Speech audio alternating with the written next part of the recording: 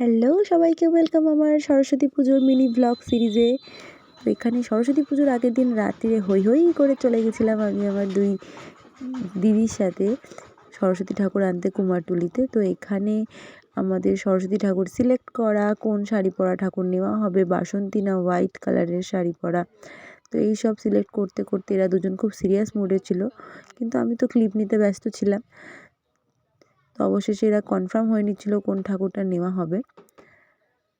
তার মধ্যে আমার একটা পুচকি সরস্বতী পছন্দ হয়েছিল ভীষণ, যেন মনে হচ্ছিলো একদম কোলের মেয়ে, যাকে নিয়ে আমি বাড়ি চলে যাই।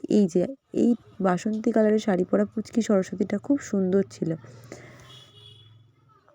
তারপর আমরা ঠাকুরটা সিলেক্ট করে নিয়ে আসি, সেটার ক্লিপ আর নেওয়া হয়নি। বাড়িতে এসে আমার বাপি আর এই যে আমার মেয়ে, এরা সব মিলে ঠাকুরটাকে দেখছিল, দিদি ধরেছিল। তখন ঠাকুরটা এখানে সেট করে রাখা হচ্ছিল আপাতত। কি বলছিলিস বল, কি আস্তে আস্তে পড়ে যাবে, কি বলছিস? সরস্বতী পুজোর পরবর্তী সিরিজগুলো আমি নিয়ে তাড়াতাড়ি আসছি, ততক্ষণ অবধি সবাইকে টাটা। ভালো হয়েছে না?